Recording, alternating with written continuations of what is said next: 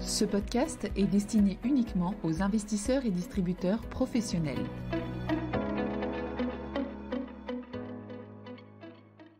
Bonjour à tous. Pour ce podcast de rentrée, nous allons faire le point sur la grande loi climat qui a été adoptée par les États-Unis durant l'été 2022, puisqu'elle semble marquer un tournant dans la transition énergétique américaine. Ce projet de loi que nous allons évoquer, c'est l'Inflation Reduction Act. Cette loi a été adoptée avec les seules voix des parlementaires démocrates dans le cadre de ce que l'on appelle une procédure de réconciliation budgétaire.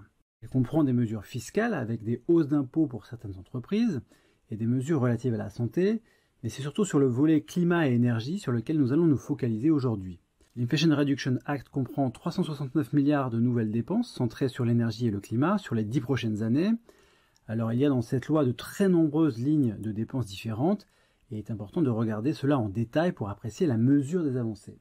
Le poste de dépense le plus important de l'Inflation Reduction Act correspond à environ 260 milliards de dollars de crédits d'impôt liés aux énergies propres. En réalité, il s'agit surtout d'abord de la reconduction de crédits d'impôt sur la production et sur l'investissement en énergie renouvelable qui avaient expiré à la fin de l'année 2021 et qui sont désormais étendus jusqu'à la fin de l'année 2024. Cela comprend la production d'électricité via l'éolien, le solaire, la biomasse, mais aussi la production d'hydroélectricité.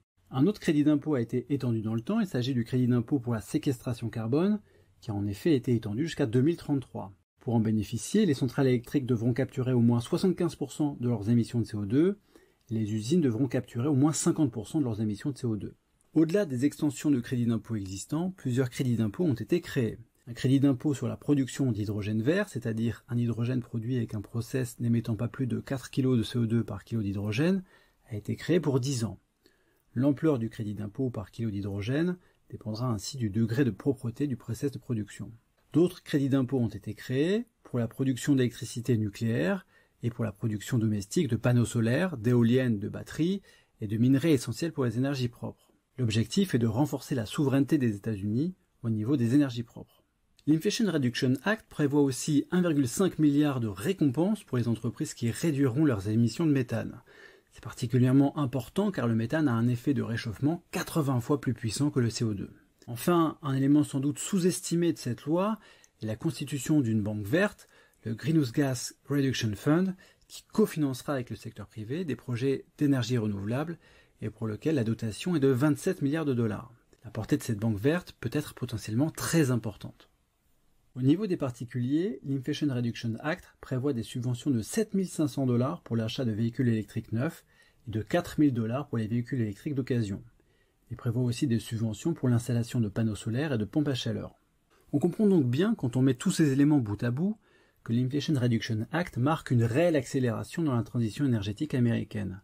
Les démocrates présentent cette loi comme la loi comportant les investissements climatiques les plus importants dans l'histoire des États-Unis et comme permettant de mettre le pays sur une trajectoire de réduction d'émissions de 40% en 2030 par rapport à 2005.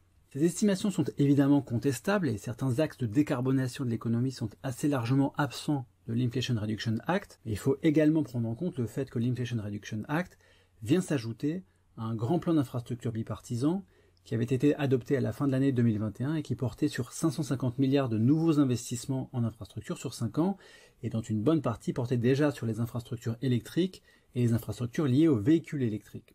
Au final, même si elle n'est pas parfaite ni complète, il y a donc bien une réelle impulsion à la décarbonation de l'économie aux États-Unis. Merci de votre écoute et à bientôt. Communication promotionnelle non contractuelle.